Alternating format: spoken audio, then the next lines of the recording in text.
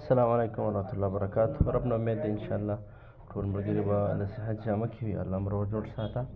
کومو ملګرو چې اپلای ته مخکې چې کوم وزارت کې تقدیم کېدو هغې کې تقدیم او اپلای کړي، نو د هغې د سټیټس کتلو طریقه دا ده چې خپل ګوګل کروم به کولاو کې هغې کې به داسې ولیکي چې ادرسو فی السعودیه، دا لفظ به ولیکي ادرسو، دلته بره به ولیکي ادرسو فی السعودیه. هغې نه پس به پې سرچ کې چې کله سرچ کې کوم د اولنی دغه راځي وزارت التعلیم ویب سایټ، دې باندې به کلیک کړي. چې کله دې باندې کلیک کړي دلته بیا راځي د ټول نه مخکې دا نه دی اسم المستخدم او کلمة المرور. نو په دې اسم المستخدم کې به هغه ایمیل ولیکي چې په کوم ایمیل باندې تا اپلای کړې وه، او د کلمة المرور نه مراد پاسورډ. نو په دې کې به هغه پاسورډ ولیکي چې تا کله اپلای کړي او ستا دپاره اپلای کې چا کم پاسورډ ورکړی هغه به په دې کې ولیکي. بعضې کسان رالګي په دې کې اکثر د خپل ایمیل چې کم پاسورډ دی هغه پکې لیکي، نو هغه بیا ورته ښایي چې دا غلط دی. دې نه مراد هغه پاسورډ مراد دی چې کم تېر کال تا اپلای کړې ده او یا اوس دې اپلای کړې ده او تا هغه اپلای کې کم اکاونټ جوړ کړی او په هغې کې کم پاسورډ ورکړی هغه دې مراد دی. ستا د ایمیل پاسورډ نه دی مراد چې هغه کم ځان هر موبایل کې پې کولی واخلي، بلکې د اپلای پاسورډ یې مراد دی. نو دې کې اکثر کسان غلطېږي، بیا وایي یاره زموږ پاسورډ غلط دی. پاسورډ د اپلای مراد دی، د ایمیل نه دی مراد. تا چې ورله کم یې ورکړی هغه نو دلته به هغه ولیکي. نو ما سره مخکې نه سوی دی، ګوره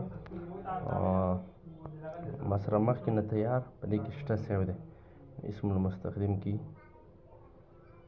ګوره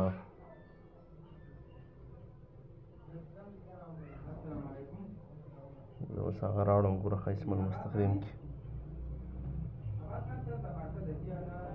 دلته ګوره یعنې دغه اسماعیل سر په طور دغه ما ورک رستم او د هغه پاسورډ خپله راغلی. بیا دلته چې دا نه دی الرمز المرئي کې به دا کم مخکې چې دا کم حروف دي په دغه طریقه به دلته ولیکي، لکه VN3H څنګه چې دی غټو حروفو غټو وړو وړو شاته. بیا به دې دخول باندې کلیک کړي. په دې دخول چې دخول چې کله کلیک کړي مخې ته به داسې یو صفحه کولاو شي.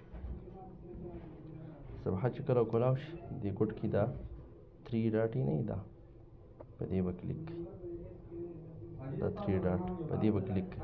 چې کله به دې کلیک کړي دلته به راشي دا طلبات دي، دغه 3 ډاټ کلیک کړي دا طلبات دي. په دې چې کله کلیک کړي ښکته به راشي دلته به ستا سټیټس هغه کولاو شي. دلته اوس ګوره بیا چې کله دا کولاو کړي نو بیا به په دې څه کې دا په دې نشان نه دا په دې به کلیک کړي. چې په دې کلیک کړي ښکته به راشي په خپله دا یعنې ستا هغه کوم رقم الطلب دی هغه یې راواړو. دا چې دی طلب الدراسیه تحت الاجرا، مطلب اوس په هغه دغه کې د دې باندې کار شروع دی. او بیا چې وروسته کم لکه مطلب ستا اپلای هر څه وغیره شوي نو چې هغه چې داسې نه راوړي دغه اپلای بیا نه وي شوي اکثر چې دغه شانتې نه کولاوي دلته راځي.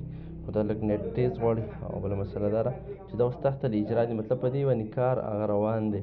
نو که ته قبول شي بیا دلته مقبول لیکي، که ته ریجکټ شي دلته بیا مرفوض لیکي. نو دا د کتلو طریقه ده. په دې طریقه به څه کوئ تاسو هغه خپل اپلای هغه سټیټس چک کوئ.